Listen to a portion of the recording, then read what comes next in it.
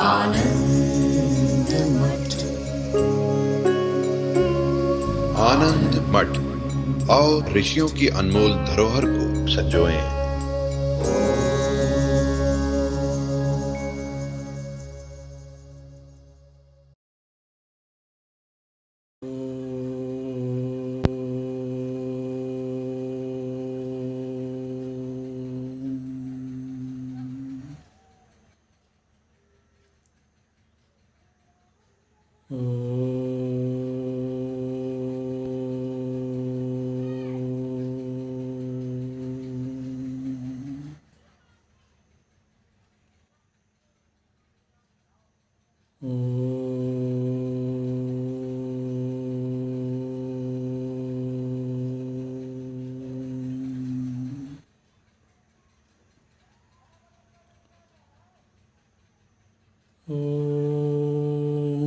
भद्रं कर्णेभिः शृणुयाम देवाः, भद्रं पश्येमाक्षभिर्यजत्राः, स्थिरैरङ्गैस्तुष्ट्वागुंसस्तनूभिः व्यशेम देवहितं यदायुः। स्वस्ति न इन्द्रो वृद्धस्रवाः, स्वस्ति नः पूषा विश्ववेदाः, स्वस्ति नस्तार्क्ष्यो अरिष्टनेमिः, स्वस्ति नो बृहस्पतिर्दधातु। ॐ शान्ति शान्ति शान्तिः।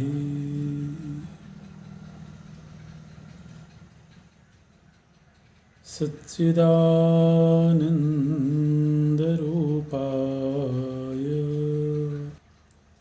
विश्वोत्पत्त्यादिहेतवे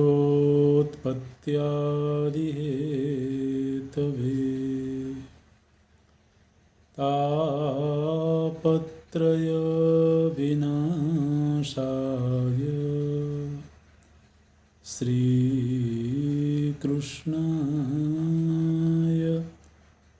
वयं नमः। श्रीकृष्णाय वयं नमः। नारायणं नमस्कृत्य नरं चैव नरोत्तमं, देवीं सरस्वतीं व्यासं ततो जयमुदीरयेत्। ततो जयमुदीरयेत्।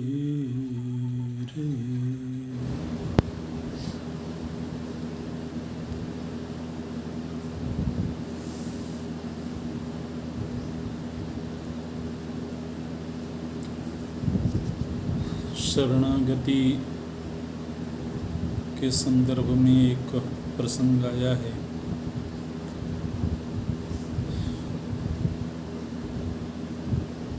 युधिष्ठिर जी पूछते हैं कि शरण में आए हुए प्राणी की रक्षा किस प्रकार से करनी चाहिए।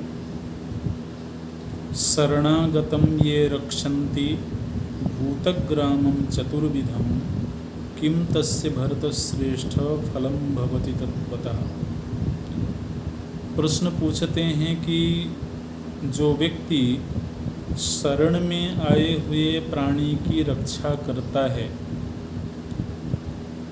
उसको क्या फल प्राप्त होता है। तो इस प्रश्न के उत्तर में एक राजा के जीवन चरित्र का प्रसंग सुनाया गया है। उशीनर नाम के एक राजा हुए हैं। तो तो बड़ा प्रचलित है ये नाम हमारे शास्त्रों में, शरण में आए हुए प्राणी की रक्षा के संदर्भ में। प्रसंग ये है कि एक बार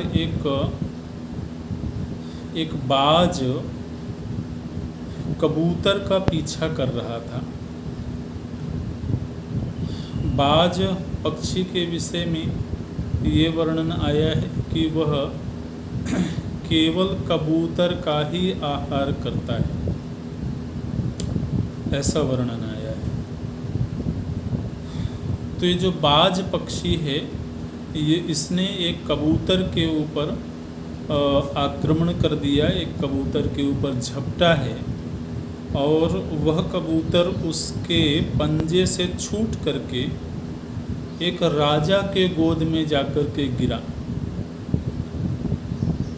वो राजा हैं उशीनर। तो उशीनर राजा के गोद में वह कबूतर जब गिरा और अपने प्राणों की रक्षा के लिए वो राजा से याचना करने लगा। तो राजा ने उस कबूतर को वचन दिया कि मैं अवश्य तुम्हारे प्राणों की रक्षा करूंगा, क्योंकि तुम मेरी शरण में आए हो। और राजा का यह कर्तव्य है कि वो यूं तो समूची प्रजा की रक्षा करे, लेकिन शरण में आए हुए प्राणी की रक्षा तो अवश्य ही होनी चाहिए। ये राजधर्म है। तो इस तरह से उस राजा ने कबूतर को संरक्षण दिया। थोड़ी देर में वो बाज भी राजा के सन्मुख उपस्थित हुआ और बाज ने राजा से आकर के बोला कि राजन, सभी प्राणियों की रक्षा करना आपका कर्तव्य है। सभी प्राणियों को अन्न प्रदान करना, अन्न दे करके उनकी रक्षा करना आपका कर्तव्य है। और यह जो पक्षी है जो आपकी गोद में है, कबूतर, ये मेरा अन्न है, मेरा आहार है। इसलिए आपने इसको इसके प्राणों की रक्षा का वचन तो दे दिया, लेकिन ये मेरा आहार है और इस आहार को ग्रहण किए बिना मेरे प्राण संकट में जा सकते हैं। इसलिए मेरे प्राणों की रक्षा करना भी आपका दायित्व है।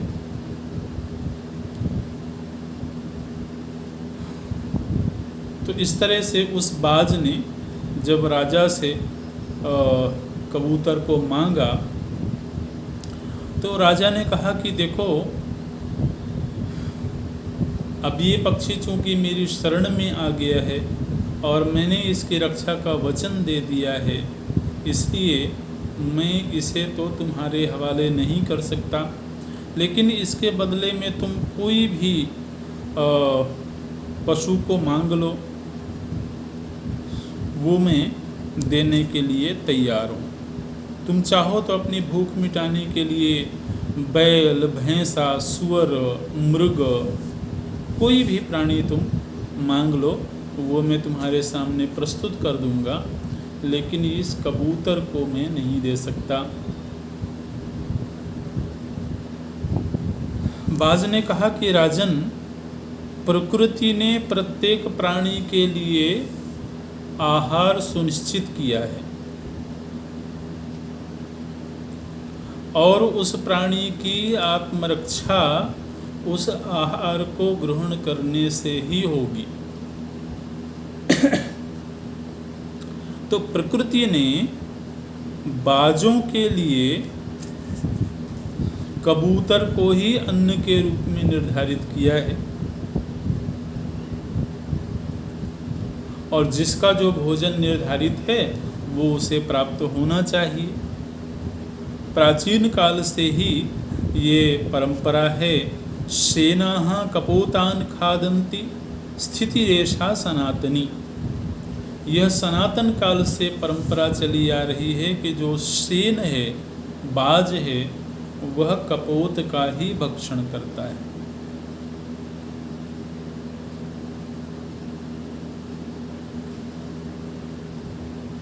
राजा ने कहा कि मैंने इसको प्राण रक्षा का वचन दिया है, ये मेरी शरण में आया हुआ है, इसलिए मैं इसे तो तुम्हारे हवाले नहीं कर सकता हूँ, चाहे मुझे पाप ही क्यों ना लग जाए। तो उस बाज ने कहा कि अच्छा, एक काम कर सकते हैं, ये कबूतर जितने वजन का है उतना ही आप अपने शरीर का मांस काट करके मुझे दे दीजिए, तो मैं उसी को ग्रहण कर लूँगा। राजा ने कहा कि ठीक है, मैं ये कर सकता हूँ। तो राजा इस कार्य के लिए तैयार हो गया और वह तराजू मंगवाया। तराजू के एक पलड़े में उसने उस कबूतर को रखा और दूसरे पलड़े में अपने ही हाथों से अपने शरीर के अंगों से मांस काट काट करके उस तराजू में रखने लगा। उस राजा के जो परिजन थे, उसके जो सचिव थे, मंत्री थे, वो सब बड़े दुखी हुए और उन्होंने मना किया राजा को ऐसा करने के लिए। लेकिन राजा ने कहा कि मैंने इन दोनों ही पक्षियों के प्राण रक्षा का वचन दिया है। ये दोनों ही प्राणी मेरी शरण में आए हैं और शरणागत की रक्षा करना ये मेरा परम कर्तव्य है। और इन शरणागतों की प्राण रक्षा के लिए चाहे मुझे अपने ही प्राणों की आहुति देनी पड़े, लेकिन मैं इनकी प्राण रक्षा करूँगा। तो इस तरह से वह राजा अपने शरीर का मांस काटने लगा और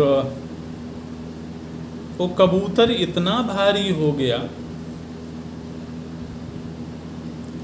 कि वो कितना ही मांस काट करके रखे, वो हल्का ही रहे। और इस तरह से लगभग उसके शरीर में केवल अस्थि रह गई।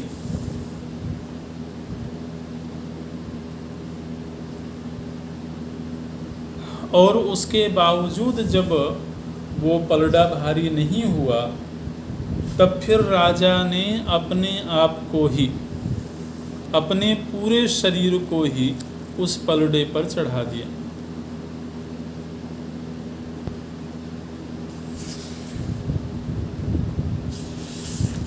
यह दृश्य जब उस कबूतर और उस बाज ने देखा, तो वास्तव में वो बाज और कबूतर पक्षी नहीं थे, वो देवता थे, धर्मराज थे और देवराज इंद्र थे। तो प्रकट हो गए और एक शरणागत की कैसे रक्षा करनी चाहिए, इसके लिए वो राजा एक दृष्टांत बन गया। और फिर तत्क्षण उस राजा के लिए देवदूत आए, देवलोक से विमान आया और वो हृष्ट पुष्ट तो हो गए थे देवताओं के अनुग्रह से, और फिर उनको लेने के लिए विमान आया है और वो दिव्य विमान में सवार होकर के दिव्य लोकों को गए हैं। बोलते हैं सराजर्षि गतः स्वर्गम कर्मणा तेन शाश्वतम। तो जो राजर्षि हैं वो अपनी इस शरणागत रक्षक रूपी कर्म को करके दिव्य लोकों को प्राप्त हुए हैं। इसलिए भीष्म जी बोलते हैं युधिष्ठिर महाराज से, बोले कि युधिष्ठिर तुम्हें भी हर तरह से अपने शरणागतों की रक्षा करनी चाहिए। शरणागतेषु चैवं त्वं कुरु सर्वं युधिष्ठिर। तो ये एक संक्षेप में शरणागत के रक्षा का प्रसंग है। फिर आगे चल करके अनेक छोटे छोटे प्रसंग हैं, वो गृहस्थाश्रम से संबंधित हैं। जैसे कि ब्राह्मणों की महिमा क्या है उसका वर्णन जगह जगह पर आता है और बारंबार आता है। ब्राह्मणों के प्रति ब्रह्मा जी के मन में क्या भाव है, ब्राह्मणों का किस तरह से आदर होना चाहिए, किस तरह का सम्मान होना चाहिए, इसका वर्णन कई अध्यायों में है, पीछे से हम लोग पढ़ते आए हैं। दान की महिमा का वर्णन है। स्त्री स्वभाव के विषय में युधिष्ठिर जी के द्वारा प्रश्न पूछा गया था, स्त्री स्वभाव, स्त्रियों का स्वभाव कैसा होता है, तो उसके विषय में भी विस्तार से यहाँ पर चर्चा हुई है। स्त्रियों की रक्षा किस प्रकार से की जानी चाहिए, उस पर भीष्म जी ने चर्चा करी है। और कथानकों के माध्यम से किस तरह से स्त्री की रक्षा की जानी चाहिए उसका वर्णन है।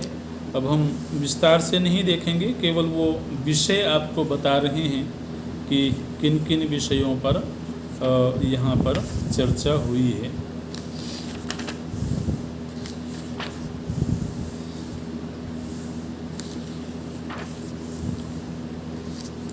फिर गृहस्थाश्रम के ही संदर्भ में एक विषय आया है विवाह के संदर्भ में।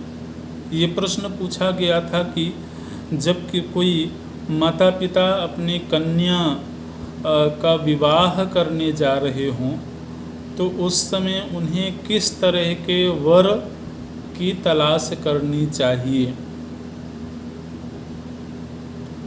माता पिता को अपनी पुत्री के लिए किस प्रकार के वर की तलाश करनी चाहिए, किस तरह के वर से विवाह करना चाहिए, तो ये प्रश्न आया है। इस प्रश्न पर भी भीष्म जी विस्तार से चर्चा करते हैं और इसी प्रसंग में ये चर्चा हुई है कि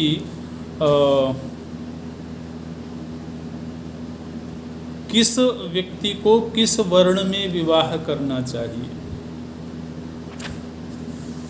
यदि कोई ब्राह्मण है पुरुष तो उसे किस वर्ण की कन्या से विवाह करना चाहिए, उसके लिए प्रशस्त ये है, यहाँ पर वर्णन आया है कि ब्राह्मण को ब्राह्मण कन्या से ही विवाह करना चाहिए, क्षत्रिय को क्षत्रिय कन्या से ही विवाह करना चाहिए, वैश्य को वैश्य कन्या से और शूद्र को शूद्र कन्या से। मतलब समवर्ण सजातीय वर्ण में ही विवाह होना चाहिए। लेकिन विशेष परिस्थिति में ब्राह्मण पुरुष ब्राह्मण क्षत्रिय और वैश्य कन्या से भी विवाह कर सकता है।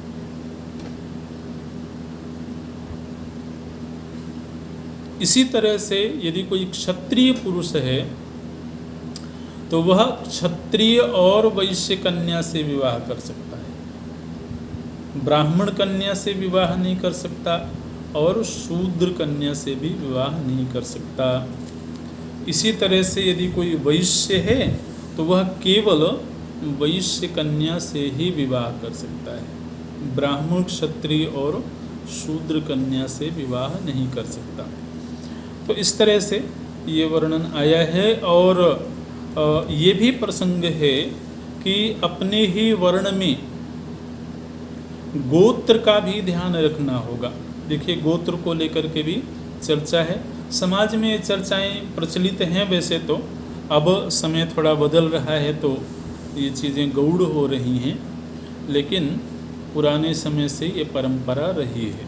यहाँ पर बोलते हैं कि असपिंडा च या मातुः असगोत्रा च या पितुः।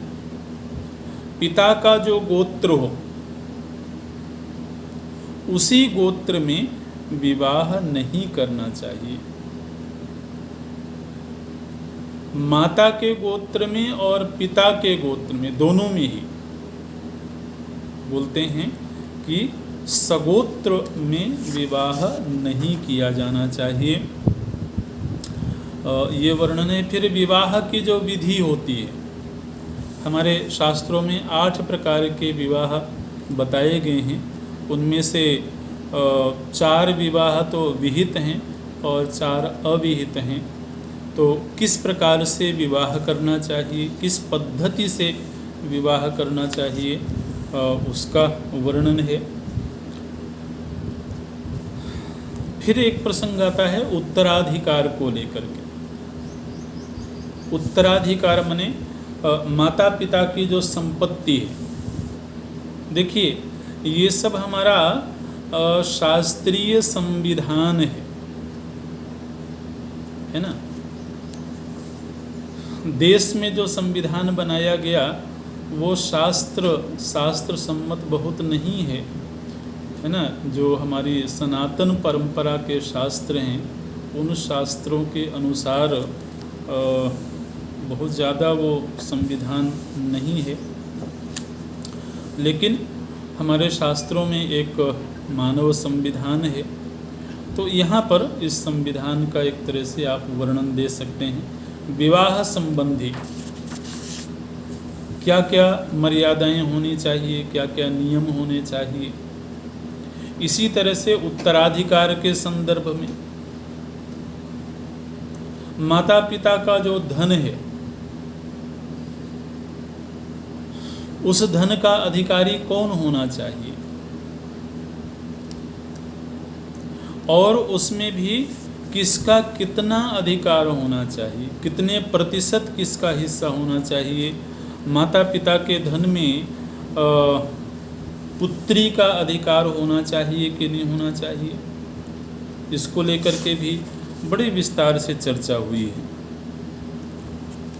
अब जैसे कोई माता पिता हैं, उनके पुत्र नहीं है, केवल पुत्री है,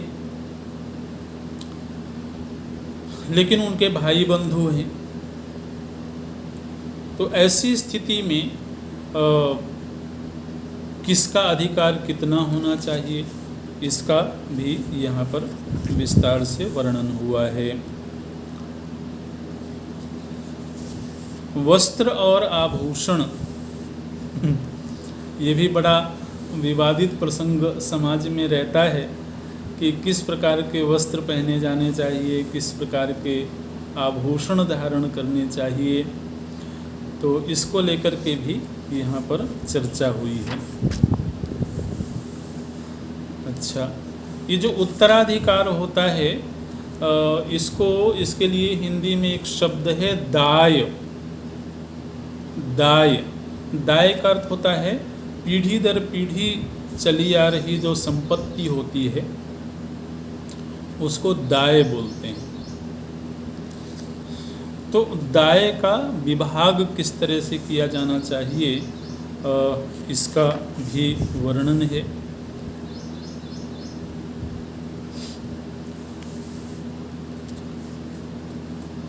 अब जैसे एक प्रसंग यहाँ पर ये आया है कि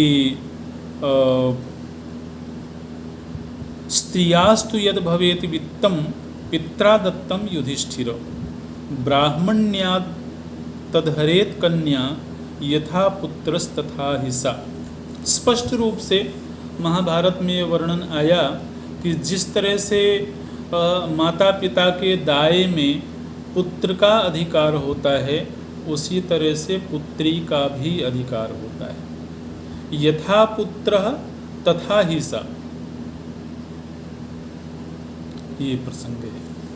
पुत्री का भी उसमें समान अधिकार होता है, ऐसा वर्णन है। स्त्री धन को लेकर के भी चर्चा है। स्त्री धन क्या होता है, और जो पति है उस पति के कमाए हुए धन में पत्नी का कितना अधिकार होता है, अथवा पत्नी यदि धनार्जन कर रही हो तो उसमें पति का कितना अधिकार होता है, इसकी चर्चा हुई है। फिर आगे चल कर के वर्ण संकर संतानों की उत्पत्ति, वर्ण संकरता क्या होती है। यदि कोई व्यक्ति विषम वर्ण में विवाह करता है तो विषम वर्ण में विवाह करने पर जो संतान होती हैं उनको वर्ण संकर संतान कहा जाता है। जैसे यदि ब्राह्मण पुरुष और ब्राह्मण स्त्री का विवाह हुआ हो तो उसमें उत्पन्न होने वाली संतान वर्ण संकर नहीं कहलाएगी। लेकिन पुरुष किसी और वर्ण का है, स्त्री किसी और वर्ण की है, तो फिर उनसे उत्पन्न होने वाली संतान विषम वर्ण हो जाने से वो वर्ण संकरता आ जाती है। वर्ण संकर भी कई प्रकार के होते हैं।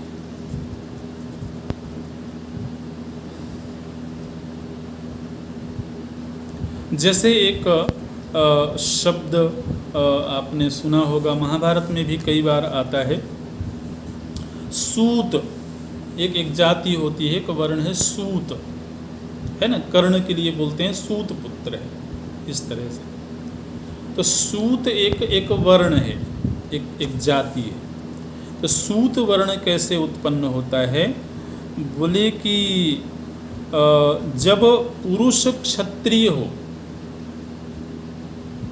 और स्त्री ब्राह्मणी हो तो क्षत्रिय पुरुष और ब्राह्मण स्त्री से उत्पन्न होने वाली जो संतान है उसको सूत कहा जाता है। ऐसे तो ये फिर ब्राह्मण क्षत्रिय वैश्य शूद्र में से अलग एक वर्ण हो गया। तो इस तरह से ये वर्ण है। फिर इसी तरीके से अनेक प्रकार के वर्ण माने गए हैं, जिनमें कि अंबष्ठ, उग्र, सूत, चांडाल, मागध, निषाद, आयोगव, ये सब वर्ण संकर संतानें मानी जाती हैं। ये है।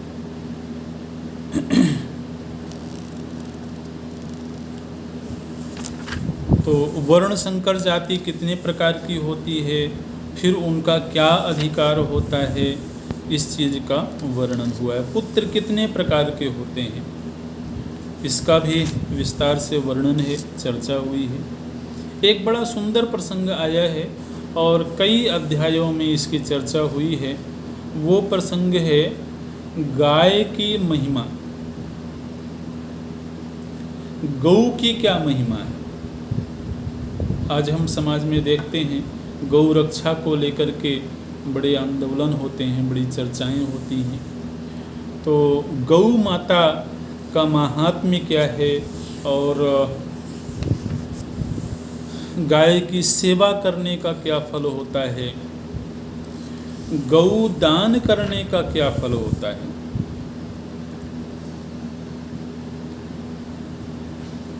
मैंने ऐसा भी वर्णन है, आप देखिए कि एक राजा ने एक गाय के बदले में एक मुनि को खरीद लिया। ऐसे वर्णन आया है। राजा नहुष हुए हैं, उन्होंने एक गाय का मोल चुका करके और एक मुनि को खरीद लिया। इस तरह से तो गाय की कितनी महिमा है, कितना मूल्य है, उसका वर्णन है यहाँ पर।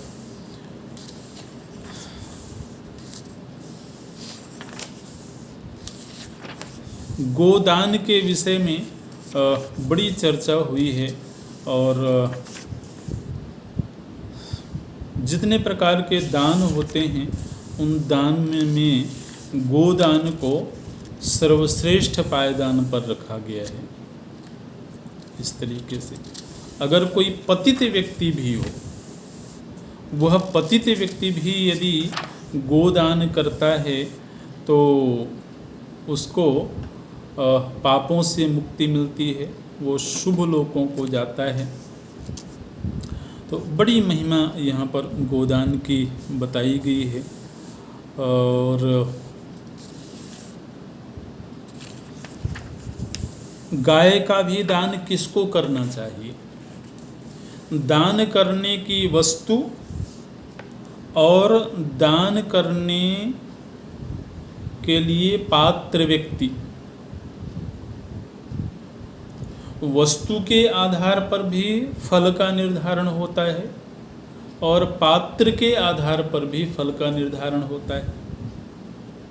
अब जैसे दृष्टांत के लिए कि किसी ने बड़ी अच्छी हृष्ट पुष्ट गाय लेकर के आया और ऐसे व्यक्ति को उसने दान कर दिया जो व्यक्ति उस गाय का पालन न कर पा रहा हो।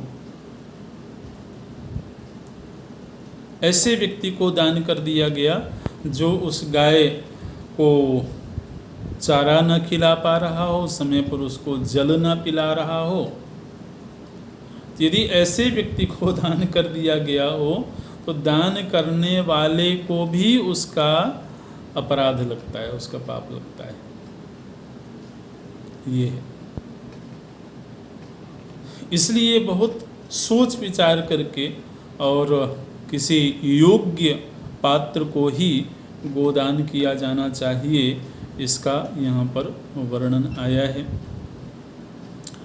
तो अच्छा, अब कभी ऐसा भी होता है कि पात्र तो योग्य हैं, योग्य व्यक्ति का चुनाव कर किया, लेकिन ऐसे गाय का दान किया जो गाय दुबली पतली है, मरणासन्न है, तो इस स्थिति में भी दान का फल फिर अलग हो जाएगा। ये तपस्या के विषय में बड़ी चर्चा हुई है। कितने प्रकार के तप होते हैं, कितने प्रकार के दान होते हैं। अब इस दान का जो प्रसंग है, इसमें कई अध्याय हैं। जैसे गोदान है, भूमि दान है, पूरा एक एक अध्याय इन प्रसंगों को लेकर के है। यदि कोई भूमि दान करता है तो उसे किस प्रकार का फल मिलता है, यदि कोई सुवर्ण का दान करता है, सोने का दान करता है, तो उसे किस तरह के फल प्राप्त होते हैं। कोई अन्न दान करता है यदि, तो उसको किस प्रकार के फल मिलते हैं। तो अन्न दान है, वस्त्र दान है, भूमि दान है, स्वर्ण का दान है, गौ दान है।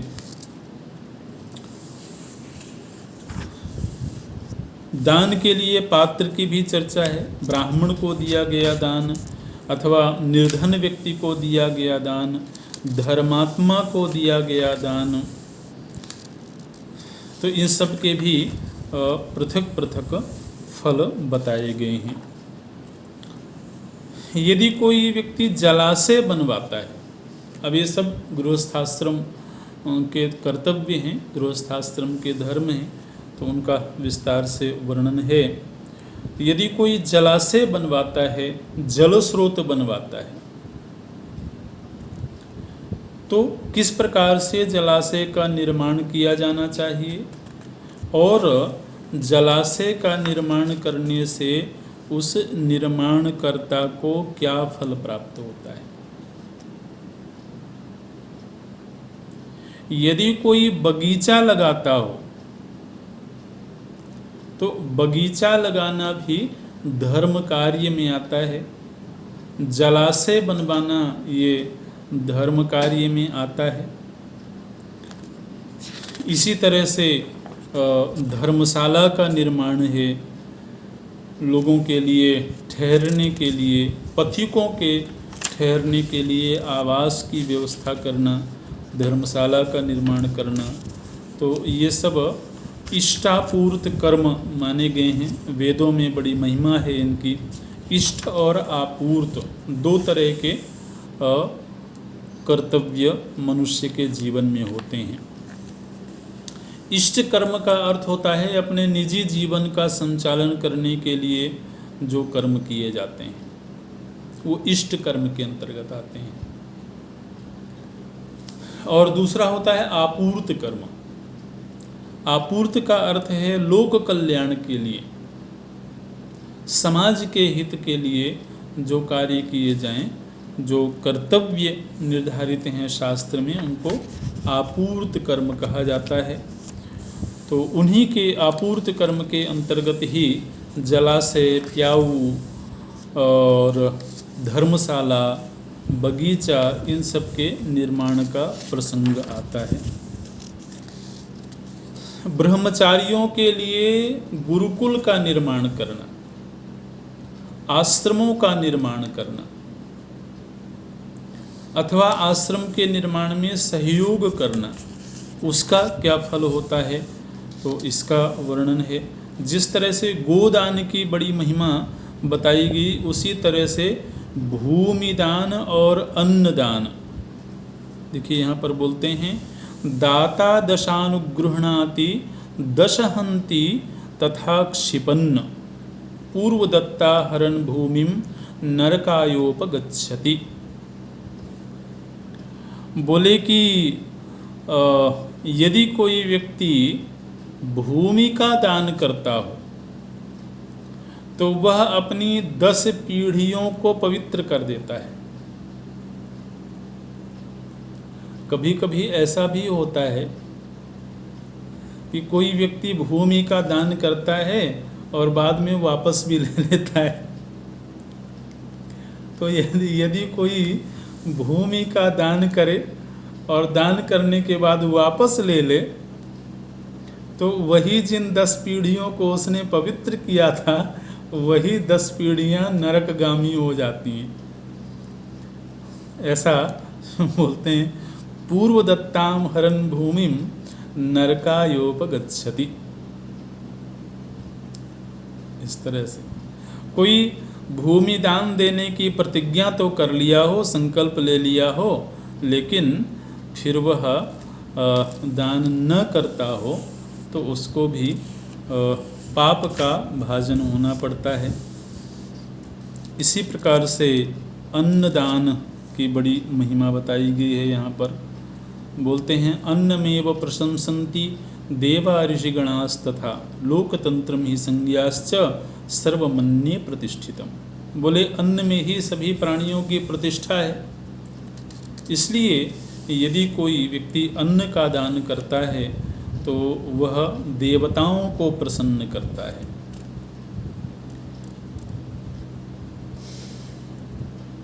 कुटुंबिने सीदते च ब्राह्मणाय महात्मने दातव्यम भिक्षवे चान्नम आत्मनो भूतिमिच्छता।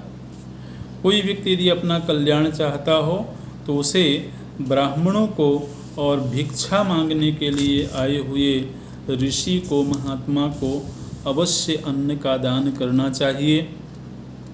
ऐसा करने से व्यक्ति को उत्तम लोकों की प्राप्ति होती है। अच्छा, दान के संदर्भ में देश, काल, पात्र, इन सब की चर्चा हुई। किस देश में दान करने का क्या फल होता है, इसी तरह से किस काल में, किस काल का मतलब कौन से नक्षत्र में, विभिन्न नक्षत्रों के योग से भिन्न भिन्न वस्तुओं के दान करने के फल अलग अलग हो जाते हैं। तो उस पर भी बड़ी विस्तार से चर्चा हुई है। किसी नक्षत्र में चांदी का दान करने से क्या फल होता है, किसी नक्षत्र में गोदान करने से क्या फल होता है। बोलते हैं, पुपान पुनर्वसौ दत्ता दत्वा तथैवान्नानि शोभते यशस्वी रूप संपन्नो बहवन्नो जायते कुले। यदि कोई व्यक्ति पुनर्वसु नक्षत्र में अन्न का दान करता हो तो वह आगे उत्तम कुल में जन्म प्राप्त करता है। इसी तरह से पुष्य नक्षत्र में यदि कोई सुवर्ण का दान करता है तो वह चंद्रमा के लोकों को प्राप्त करता है। इस तरह से अलग अलग काल में किए हुए दानों से मिलने वाले लोक, मिलने वाले फलों की चर्चा हुई है यहाँ पर।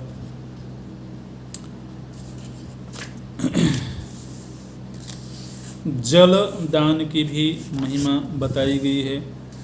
और तिल, भूमि, गौ शकट आदि के दान की चर्चा हुई है। दीपदान, दीप दान का भी बड़ा महात्म्य है हमारी परंपरा में। तिल का दान है, रत्न आदि का दान है। तो कई अध्यायों में, करीब करीब 20 अध्यायों में ये दान का प्रकरण चलता है, जिसमें कि हर प्रकार के दान और उन दानों के समय, उन दानों के लिए योग्य पात्र, इन सब का वर्णन है। गोदान के प्रसंग में एक कथानक का उदाहरण दिया गया है। आपने कभी उपनिषदों को सुना होगा, तो कठोपनिषद में एक आख्यान आता है जहाँ पर यमराज और नचिकेता के संवाद का प्रसंग है। तो यम नचिकेता का जो संवाद है उसी से संबंधित एक प्रसंग यहाँ पर है, और यहाँ पर थोड़ा उपनिषद से अलग है वो कथानक। तो बोलते हैं कि एक बार ऐसा हुआ कि उद्दालक ऋषि हैं, उद्दालक ऋषि के ही पुत्र हैं नचिकेता। उद्दालक ऋषि ने यज्ञ का नियम लिया हुआ था और वो यज्ञ कर रहे थे। यज्ञ संपन्न होने के बाद में वो जलाशय के पास में गए और वहाँ जाकर के उन्होंने पितृतर्पण और संध्या वंदन आदि कार्य किया। और फिर जब वो घर आए तो जो पूजन सामग्री थी, यज्ञ संबंधी जो सामग्री थी, उसको वो वहीं जलाशय के समीप में छोड़ करके आ गए थे।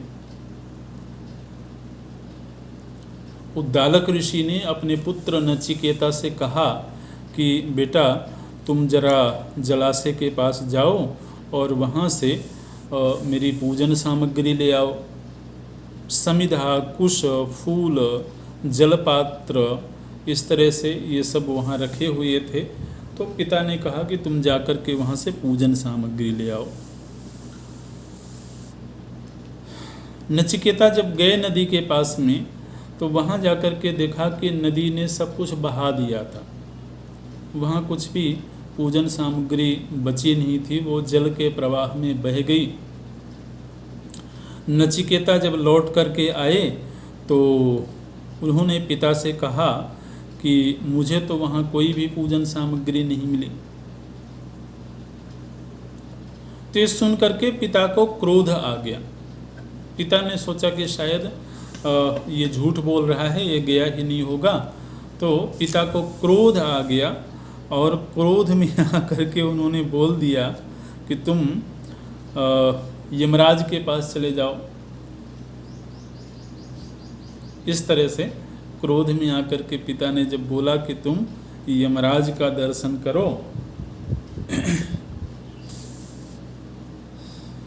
तो थोड़ी ही देर में क्या हुआ कि उस नचिकेता ने एक तरह से पिता के क्रोध में बोले हुए वाक्य को आज्ञा के रूप में स्वीकार कर लिया और वो शरीर त्याग करके चले गए हम लोग। ये वर्णन है।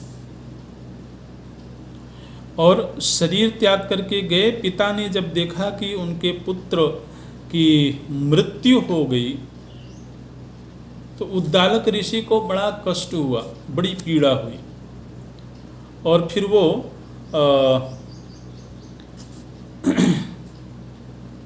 विलाप करने लगे। लेकिन थोड़ी ही देर में, अभी कुछ ही समय बीता होगा कि उनका वह जो मृत्यु को प्राप्त हुआ पुत्र था, वह पुनः उसी शरीर में जीवित हो गया। उस समय पर उद्दालक ऋषि ने पूछा कि तुम कहाँ चले गए थे? तो नचिकेता ने कहा कि आपने ही आज्ञा दिया था कि तुम यमराज का दर्शन करो। तो इसलिए मैं यमलोक चला गया था, मृत्यु को प्राप्त हो गया था। तो पिता ने पूछा कि तुम मृत्यु को प्राप्त हो गए थे, तो फिर तुम अभी जीवित कैसे हो गए? तो नचिकेता ने कहा कि मैं जब यमराज के पास गया तो यमराज ने तुरंत ही मुझको कहा कि तुम अब वापस चले जाओ। क्यों वापस चले जाओ? क्योंकि तुम्हारे पिता ने केवल इतना कहा था कि तुम यमराज का दर्शन करो। तो तुमने मेरा दर्शन कर लिया है और तुम अब वापस चले जाओ, क्योंकि अभी तुम्हारा प्रारब्ध पूरा नहीं हुआ है।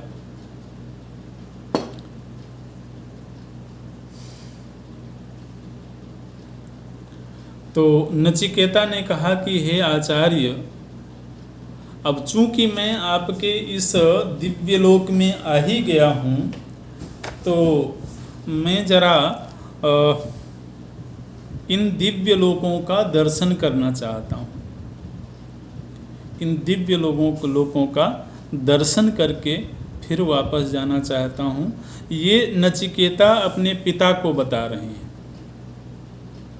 बोले जब मैं यमाचार्य के पास गया और मैंने तो ये सोचा था कि मैं हमेशा के लिए ही आ गया हूँ, लेकिन जब यमाचार्य ने कहा कि तुम वापस चले जाओ, केवल तुम्हारे पिता ने दर्शन की बात करी थी, तो उस समय मैंने यमाचार्य से कहा कि मैं दिव्य लोकों का दर्शन करना चाहता हूँ। तब फिर यमाचार्य ने अनुग्रह करके मुझे अपने सेवकों के साथ भेजा और उन्होंने मुझे दिव्य लोकों का दर्शन करवाया। उन दिव्य लोकों में मैंने देखा कि वहाँ पर घी और दूध की नदियाँ बह रही थीं। ऐसा मैंने उन दिव्य लोकों में देखा। सर्वान् दृष्ट्वा तदहं धर्मराजम अवोचम वै प्रभविष्णुं पुराणम क्षीरस्यैताः सर्पिषश्चैव नद्यः शश्वतस्रोताः कस्य भोज्या प्रदिष्टाः।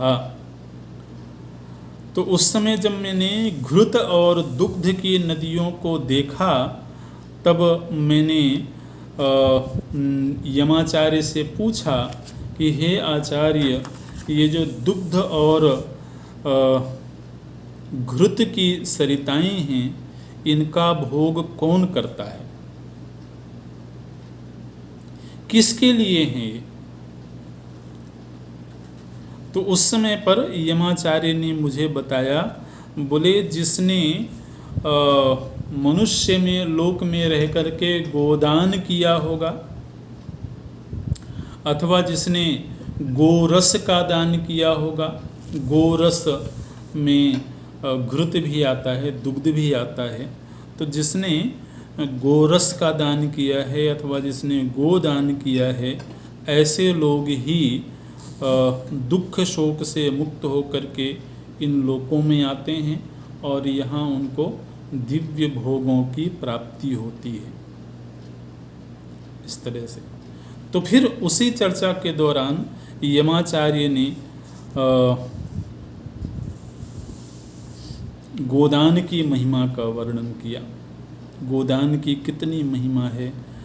गोशुक्षांतम गोशरण्यम कृतज्ञम गोवृत्तिग्लानम तादृशम पात्रमाहुः वृद्धे ग्लाने संभ्रमे वा महार्थे कृष्यर्थम वा होम्य हेतोः प्रसूत्याम गुरुवर्थम वा बालपुष्ट्याभिषंगाम गाम वै दातुं देशकालो विशिष्टः अंतर्ज्ञाताः सक्रियज्ञानलब्धाः प्राणक्रिया क्रीता निर्जिता यौतकाश्च। यदि किसी अग्निहोत्री ब्राह्मण को गोदान किया जाए तो उसको उत्तम लोकों की प्राप्ति होती है। यदि कोई अपने गुरु को गोदान करता है तो उससे उत्तम लोकों की प्राप्ति होती है। इस तरीके से गोदान की महिमा का बड़े विस्तार से वर्णन हुआ है। और गोलोक गोदान करने से किस तरह से गोलोक की प्राप्ति होती है, इसका भी वर्णन देखने में आता है। लेकिन इसके साथ ही साथ यदि कोई गाय की चोरी करता हो अथवा कोई गाय का विक्रय करता हो तो उसे किस तरह का पाप लगता है, अथवा यदि कोई गो हत्या करता हो तो उसे किस तरह के नारकीय योनियों में जाना पड़ता है, ये वर्णन भी पूरे एक अध्याय में कई श्लोकों में आया है कि गो हत्या करने का क्या पाप होता है, गाय को चुराने का अथवा बेचने का, गाय के विक्रय को बड़ा पाप माना गया है। इस तरीके से तो इन पापों का क्या प्रायश्चित होता है और किस तरह से नरक लोकों की प्राप्ति होती है, इसका भी वर्णन किया गया है। ओम, यही पूरा करते हैं। ओम पूर्णमदः पूर्णमिदं पूर्णात् पूर्णमुदच्यते पूर्णस्य पूर्णमादाय पूर्णमेवावशिष्यते। ओम शांति शांति शांति। हरि ओम। श्री गुरुभ्यो नमः। हरि ओम।